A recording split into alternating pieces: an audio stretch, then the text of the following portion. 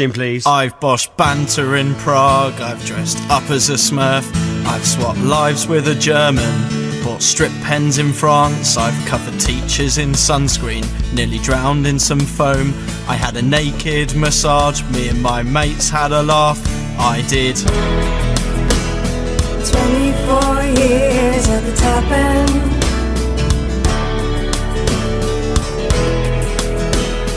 "24 years at the tap end." I'm slightly concerned about 24 years at the tap end today because I believe it may be about last night. It's largely to do with last night, yes. Okay. Last night was amazing. It was good. And I know it's really soon, and I don't think we have a rule saying that it's too soon for tap end. Not really. So I say we just go for it. I am the African nation of Burkina Faso. Wow. Thank you. I was going to go with Kino de Campo. But I wasn't sure if we'd done that one. I don't think we have. So I'm going to I'm going to dedicate this one, this Keen, to Gemma Kearney. Yes. A bit like Gemma Kearney, who was with us last night. Okay, I'm ready. So I'm going to take you to my 24th year and 25th year at the tap end, respectively, if you're keen. Ready. God, it sounds like a legal case. But I'm ready. Yeah, ready. Every year, Radio 1 DJ Sara Cox gathers a team of players to take part in a pub quiz to raise money for a charity called Centrepoint. For the last couple of years, I've been really lucky to be invited, and they have led to two very random but eventful nights at the tap end. The quiz night is very different to the one I'm used to on a Tuesday and Thursday at the Gate in Northwood, or the Misty Moons pub quiz. For one, there generally aren't that many celebrities in the quiz at the Gate. I did once spot Danny from McFly at the quiz in Northwood though, but that was a one-off. My first experience of the charity pub quiz was last year. We had a Radio 1 team that consisted of me, Scott, Annie Mac, Judge Jules, Rav from Crime Watch and Jonathan Ross. So, I mean, it wasn't a strict entrance policy with our team. No, they were Radio 1 for the night. Yeah. Jonathan Ross was hilarious. He was incredible. Yeah. Money was made by local businesses buying tables for the evening, and also an auction of celebrities a bit later on. This was an interesting concept, whereby a celebrity will go under auction, with the winning bid ensuring that celebrity has to join them at their table for the rest of the evening. You've been auctioned before. Yeah, I didn't get any money. Did you not? No. They were like, we'll start the bidding at £50. 50, anybody? £50? Yeah. Anything? No? Okay then. As everybody arrived, it was interesting to see who was turning up to support the charity. There was a small group of people from Hollyoaks who were forming a team. The cast of several reality shows were also in attendance, as well as some proper famouses, including David Tennant and Emily Maitlis, who we all know, of course. Yes. Emily Maitlis is a favourite of ours, actually. You were quite keen to get her on the table, weren't you? Well, she's been there both years that I've been there. And Emily Maitlis is a BBC News reader. That's right. In case you're not sure. But heads all turned with the arrival of one celebrity. The room fell silent as Hugh Grant entered the room. I played it cool though, and pretended he was a normal person. He appeared to be part of the BBC News team table, headed up by Maitlis. I'm not sure how she landed Hugh Grant. The quiz itself was hosted by the voice of the X Factor, Peter Dixon, and this morning's Fern Britton. Do you remember this? Yes. She was amazing. She was great because everyone was getting a bit rowdy and she was like, shut up! Yeah. Just shut up! It all started amicably until around halfway through the quiz, where everyone had consumed a couple of drinks and were being quite loud. Fern Britton was not keen on the noise and began shouting at people, telling them to be quiet and respect the quiz. By this point, she was beginning to lose control of the crowd. The auction of the celebrities was hugely successful. Good money was paid for Tennant, and even members of the cast of The Only Way Is Chelsea. To try look like That's a not big... what it's called. What do you mean? It's called The Only... Oh, it's called Made in Chelsea, yeah. Sorry.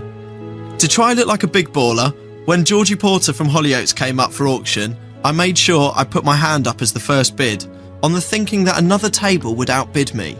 Do you know what I mean? Yeah. So you've got to, like, try and get involved, even though you know you can't afford it. Yeah, I knew I was never going to be able to afford Georgie Porter, but on the first bid, I would put my hand up. Yeah, because you know that someone else will go for it. Yeah.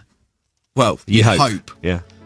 For a few seconds, the room fell silent, and it looked like I was about to be landed with around a £200 bill for Georgie Porter, when another table stepped up and got involved. It looked like they were about to win, when all of a sudden Jonathan Ross turned round to me and said quite loudly, "If you want Georgie Porter, I'll get you Georgie Porter." Oh. A bizarre bidding war begun between Jonathan Ross and a table with people from a local business. Fern Britton was shouting as she struggled to keep control, and the money kept going up and up and up. I appreciated the gesture, but I wasn't sure exactly what I was getting for the money. After a while, Jonathan Ross backed down and conceded. It was probably for the best. I think so. Do you remember? For everybody. It was so embarrassing. Yeah. It was like he wasn't even bothered. He just wanted to do it to buy me Georgie, but I don't know what you got for that. I don't know. I think what they do is they just come sit on your table.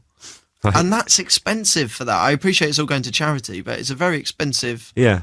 It's quite a lot, isn't it? Just to like have a drink with Georgie Porter. Yeah. It's not like maybe sitting down with Stephen Fry where you know you're going to get an incredible story. Yeah. You don't know what her chat's going to be. I might be wrong, but it's just a heavy price to pay to sort of gamble on that. Yeah. The strangest moment of the night came when I went to the toilet.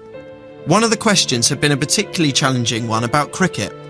And it was that stage of the night where everyone in the gents was talking about questions from the quiz, and a conversation had started about this particular question. I was sure the answer was Ian Botham, but a man using the urinals just around the corner was adamant that the answer wasn't Botham.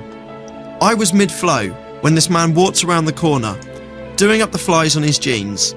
Still chatting Botham, it was none other than Hugh Grant. I didn't let the situation get to me, and I carried on talking and getting on with the job in hand. It was a strange moment in my life, discussing Ian Botham whilst having a wee with Hugh Grant off Notting Hill. And Love Actually. Yeah. And several others. About a boy.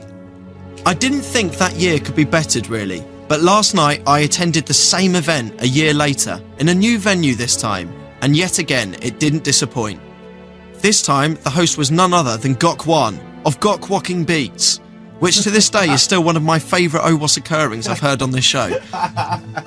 And I thought we could just have a quick blast. I've lined it up for you of Gok Walking Beats. Press play. Play. Gok Walk. With your perfect walk in hand, it can be used for almost anything. While that bubbles away in my walk. Gok Walk. So this is when Gok said "wok" a lot on his cookery show. Yeah. Yes. And then we put it to music. Is there anything he can't do? I'm not sure, because he's both chef, fashionista, and seemingly pub quiz host. Rival tables included a team from Downtown Abbey. Downton Abbey. I know everyone has seen it. I just never really gone in on it. Mateless was back, minus Hugh Grant, heading up the news team, and there was a table of loose women. Not that many I recognise, to be honest. No, it was almost like, you know how there's so many, it's a bit like the Sugar Babes, where there's loads of them. I felt this, not being rude, I felt this was the B team. This is what I was going to say. Yeah. It wasn't the strongest run out. It was like they were treating it like a friendly. Where was in football McGiffin? Terms. There was no McGiffin and no McLean. No. Extra additions to our team this year included Toddler T and Gemma Kearney, both from Radio 1. Me, Mills, Mac and Coxie were back from the year before and were united under the banner of our quiz name, Quiz Akabusi. Rubbish. Which I had to take control of because there was only me and Coxie there by then. I think Kearney had maybe turned up. You were running late, of course. Of course. This was decided before me. And they needed a quiz name, so I just took control. You could have had Quiz Team Bleakley. Yes, yes. Bucks Quiz. Bucks Quiz. Quiz-wise, we were pretty awful. When it came to the auction bit, though, after a couple of drinks, me and Mills thought it'd be hilarious to attempt to buy Jane McDonald from Loose Women. Something which I think I would have regretted today in the cold light of day. Absolutely. What a stupid idea. Now, these things, obviously, the money goes to charity, but after a couple of drinks, you know where you just make odd decisions? Yeah. That, for me, was... but we got really excited about getting Jane McDonald. Can we hear some of that? I recorded some of the auction on my phone. I'm not sure I want to hear it. And I listened back to this morning, and it's... Oh, God. It's ridiculous. How much? How much for McDonald's? Oh, this is awful. How much for McDonald's? I never thought I'd be asking that. This next clip is the moment that I thought we'd got her. So we had the winning bid on McDonald's. Mills, we've got McDonald's! McDonald's! McDonald's for the night! Oh, God. It's amazing. I kept putting my hand up. Why would I do that? And then it all went wrong. Really wrong. Some rich businessman was like, whoa, right next to me and put his hand up and won McDonald's. Scott, we're about to lose McDonald's.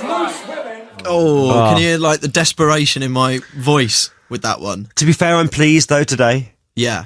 I would have regretted that today, if I'm honest. Mm-hmm.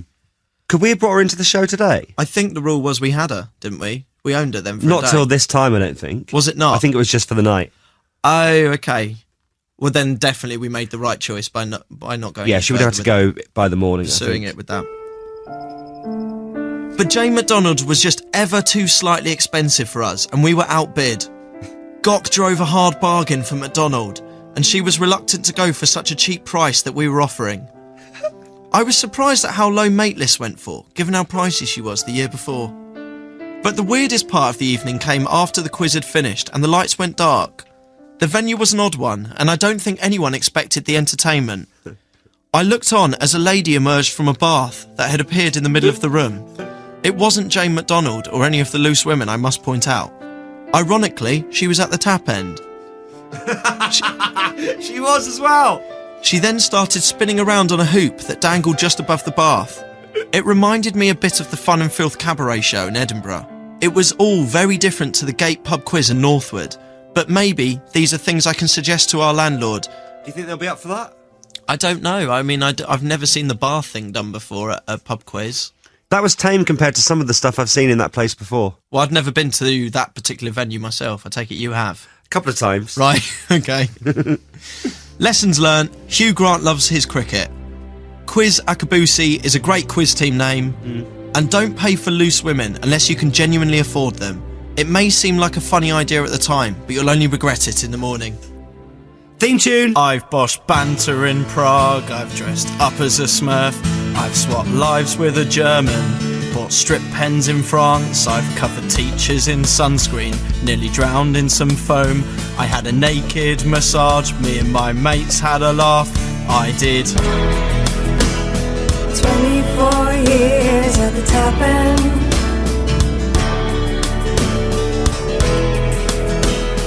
"24 years." At the tap end.